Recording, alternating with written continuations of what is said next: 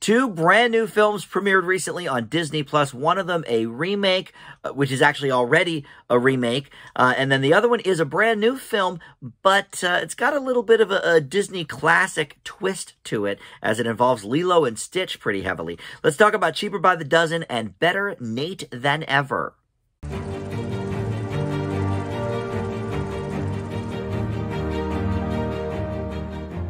Hey guys, Dan here. This is Dan Reviews It. Welcome to my spoiler-free reviews for two brand new Disney Plus movies, Cheaper by the Dozen. This one starring Zach Braff and Gabrielle Union, slotting in for Steve Martin and Bonnie Hunt from the 2003 version. I'm not actually sure who was in the 1950s version, but that was the original. And then Better Nate Than Ever stars a few newcomers, but Lisa Kudrow plays a pretty heavy role as well, of course, you know, from Friends. And Lilo and Stitch gets a heavy focus in that movie. We're going to talk about that one in a little bit. First, though, I do want to welcome you into Dan Reviews It. Thank you for finding this video. I review pretty much everything that comes out, or at least I do try to, at least any sort of major release or major streaming release, and that does include the family-friendly stuff and the stuff for the kiddos. And I enjoy it, you know, just as much now as I did when I was a kid. Some of it, we'll talk about these two movies and see where I fall. But let's talk first about Cheaper by the Dozen, shall we? Because that one came out a couple of weeks ago, whereas Better Nate Than Ever, as I'm recording this, is less than 24 hours old. So that is very new. So first, let's get to Cheaper by the Dozen. And like I said, this is Zach Braff and Gabrielle Union sort of taking over the reins for this one. Erica Christensen from Parenthood features in this as well. And this is all about the blended family of the Bakers. And Kate and Paul Baker both have kids from their own first marriages, and then they've also adopted some kids. They have some kids together, and then in this house, they're also about to take in one of their cousins. So this is a whole Full House sort of scenario, and I personally have never seen the Steve Martin version. It was sort of actually a running joke with me and my one friend, because we used to go to Blockbuster all the time and look at all the previously owned or previously viewed movies, and I would buy, you know, 4 or 5. They'd always have like, oh, 4 for $20 or whatever it was, and I would always pick this one up as a possibility, and I never bought it. I actually even checked before recording on my shelf here. I still don't own this movie, and I've never seen it, and I certainly have never seen the original. So this was sort of my first experience with the movie. I sort of knew the basic premise, and this one does definitely bring it into a new era for us. In this version, the head of the family, both the parents really, are trying to sell this secret breakfast sauce that Zach Braff's character has created. It's savory if you put it on certain things, but it's sweet if you put it on other things. And that's sort of the crux here. And he is trying to get this into stores, and he goes to this business that wants to be in the sauce game with him, but it ends up uprooting their lives completely to a new place. And how do they feel about that? Well, we find out as the story goes. So the elements here are interesting, because I think this movie does have a few things going for it. Zach Braff is usually pretty likable, so I'll give him that. I don't like him in everything, and I think Scrubs is quite overrated. But you know, he's fine in this, and I do think he has chemistry actually with not only Gabrielle Union, but a handful of the children as well, and some of them are going through different issues. Erica Christensen plays his ex-wife, and then Gabrielle Union's ex-husband, who is, you know, a famous sports star in this universe, is played by, I'll be honest, I'm not actually sure. There's a whole list of so many people in this movie. I'm not sure who he's played by, to be honest. But but anyway, so the families are figuring out how to not only blend further, but enjoy this new life together, you know, uprooting the whole family. A couple of things stuck out to me immediately with this movie that were both sort of in the negatives, I would say. One is that they have a political reference almost immediately, which sort of threw me, because I was not really expecting that from a movie that is supposed to be for families and whatever. And it wasn't like taking political sides necessarily, and it wasn't even really a good joke, but the dogs that they have are named after Obama and Joe Biden. I forget the Obama one's name. Maybe it was like Bark Rock Obama or something like that. And then Joe Biden was Joe Biden. Like, I'm biting you. I'm a dog. And it was like one of the first lines in the movie. And I thought, that's really kind of bold that they're sort of putting out there, oh, yeah, we named our dogs after the Obama family and, Obama and Biden. It just seemed to me that would alienate a big chunk of your audience. Because I know if I was watching a movie and they made some sort of, oh, yeah, we named our cat after Donald Trump, like, what a guy, I would be like, okay, where's this movie going? Because I don't know if we're going to be seeing eye to eye, So I just thought it was an odd sort of choice to do that right out of the gate. And then the other thing that struck me after a couple of scenes is that the lighting in this movie is really not good. And it's not like it's necessary for the tone of the movie, like, the new Batman movie is very dark and all right, it goes with the tone. Here, it just seemed like a poor choice. It's very sort of, I don't want to say dim, but it's not bright. When I think of a happy family movie, a comedy where there's a lot of kids running around and doing silly things, I think of sort of brightness and light. And this was lit like it was a TV movie or something from the old Disney original movie days, like the Disney Channel, which I know this is Disney Plus and it's almost sort of in that same camp, but the budgets are so high these days for streaming things. If you've seen any of the Marvel TV shows, you know that. So it was odd to me that just the lighting was so kind of off-putting to me. So right away I was like, all right, where's this movie going to go? And I looked at the Rotten Tomatoes before I watched it, and it's very, very not good. It's like in the 30s or something like that. So I was sort of bracing myself for the worst. But the truth is I actually did kind of enjoy this movie. I don't think it's great. I got a few laughs from it. But it suffers from one problem that's inherent with this kind of a story. And the other one I just think was more of a script issue. But the problem that's sort of inherent with a movie like this is that not everybody in the kids group is going to get a chance to shine. There really is only, I would say, 4 kids that they focus on. 3 of their kids, and then the cousin gets, a bit to do as well, as he's sort of finding his footing within the family.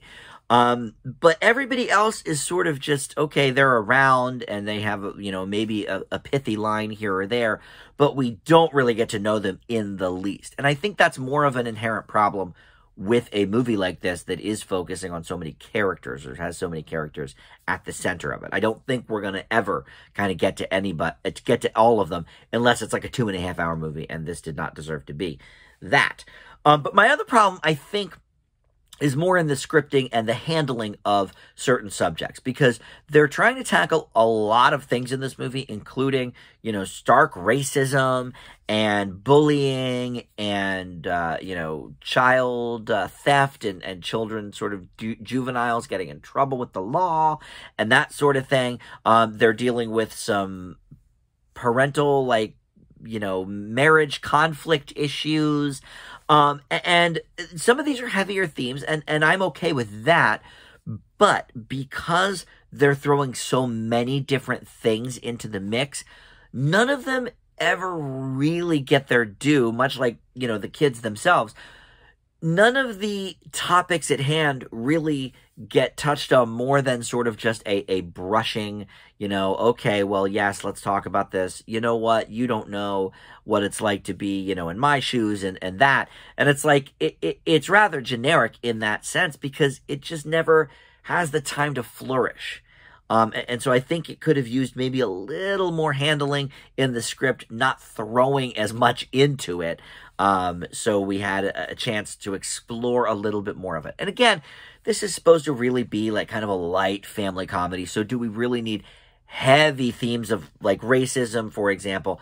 I don't mind that we're touching on it. Look, this is not only a blended family from the other divorces, but it is a mixed family as well. Gabrielle Union is black, Zach Braff is white, and those issues do come up that, some of their kids are mixed, and especially when they move sort of to this higher end, society, and the other moms on the block are sort of, looking down their noses at Gabrielle Union's character. I get it. It's fine. And these are issues that obviously, have a place. I'm not sure if it's in the center of a, family comedy, if you're not going to actually be able to tackle them. I would say the racism stuff is the thing that gets the most play, because there's a really nice scene towards the end of the movie with Zach Braff's character and then the father of some of the kids from the previous marriage. They have a really kind of nice back and forth, a nice standoff, and that's the dramatic heart of this movie that I really like. So, to be honest, this movie is not nearly as bad as the reviews, or the Rotten Tomatoes score, I should say, would indicate.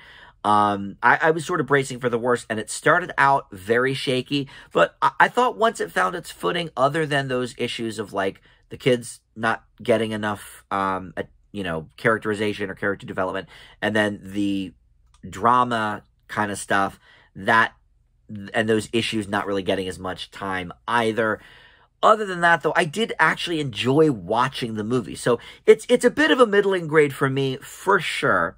But it's better than I was expecting. I didn't see the Steve Martin version. I don't know how it compares to that, and I can't compare it to that. But I will give this version of Cheaper by the Dozen a C+. All right, so let's move next to Better Nate Than Ever. This is a sort of musical drama comedy sort of thing, coming of age story. And at the center is this kid, Nate Foster, who's played by newcomer Rueby Wood. However, this kid does have a lot of actual Broadway experience. He was like Charlie in the recent Charlie and the Chocolate Factory show on Broadway that was running, I guess, before COVID. So, he's been around the biz a little bit, but he's new sort of to acting outside of that vein. And this is from a book which was written by Tim Federal or Federal, I don't know. But anyway, he then adapted his book into this movie and not only wrote the script, but directed it. So it does have a very specific singular vision that I think works very well. And the general story is this kid is trying to find himself, and he is, I believe, 13, and he's living in Pittsburgh, but he's obsessed with Broadway. He's obsessed with theater, and he tries out for the school play and only makes the chorus, and that is very upsetting to him. So him and his friend decide to sneak off one weekend while Nate's parents are away, and they go to a Lilo and Stitch musical audition.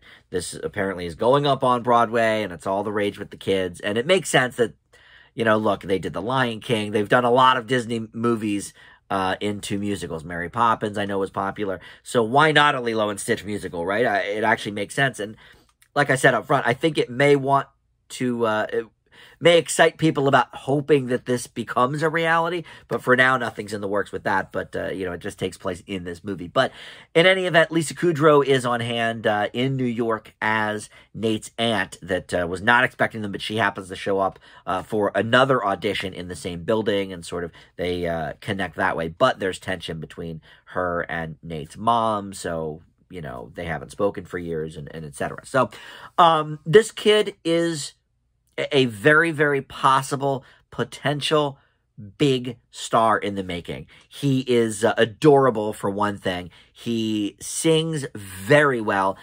He's got great comedic timing. This could be the start of something with this kid. It's not maybe quite up to the level that I felt 2 years ago when I saw Timmy Failure on Disney+, and Winslow Fegley. He was fantastic as little Timmy Failure.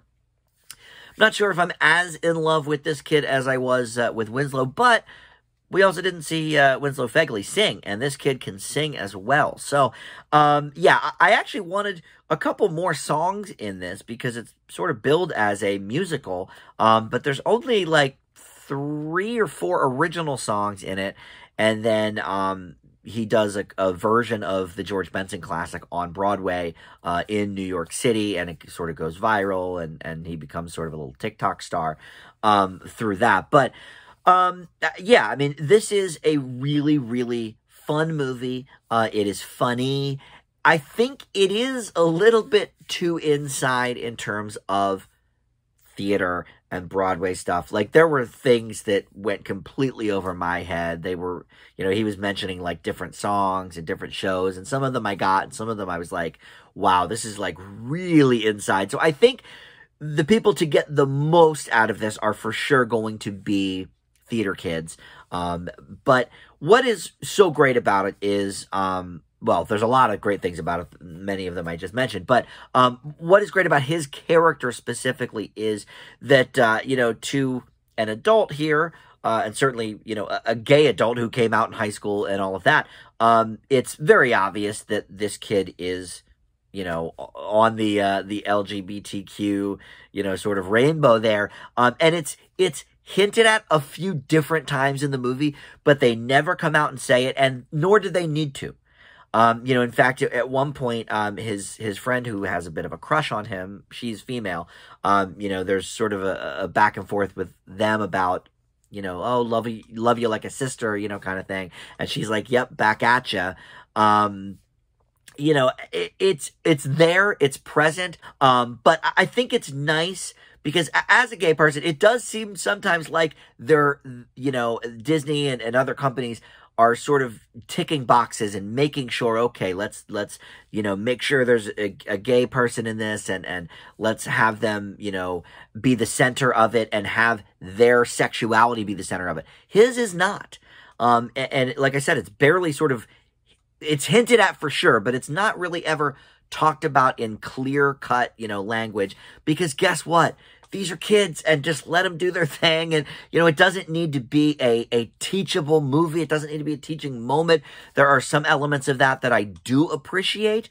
But at the same time, it's never, you know, really super like, okay, this is what the movie's about. No, it is about this kid who, yes, he happens to be, you know, I would say a gay kid. The journey to Broadway and sneaking out and having a great time with his friend and all of that stuff, that is what is central in this movie. And I loved that part about it. Again, I do think it's a little inside. So maybe if you're not a theater person, or if you don't know that much about Broadway, or you don't care about Broadway, maybe this isn't quite the movie for you, but for me, this is one of the best I've seen so far in 2022. I'm a little shocked that it's a Disney Plus original, but you know what? So was Timmy Failure, and that one was right up there for me as well. Love that movie. So this one, better Nate than ever. I'm going to give it an A-. This is a really, really solid movie. I wish there was maybe one more song in it that we could have enjoyed, because the few that they gave us were really good. You know, and it's always great to see Lisa Kudrow. I don't know that she's doing anything that different from her Phoebe character, but I do always enjoy seeing her. She's always a bright spot. So, yeah, one of the best so far of the year for me. Better Nate than ever. So, all right, that will do it. Thank you for watching, and we'll see you next time. Bye.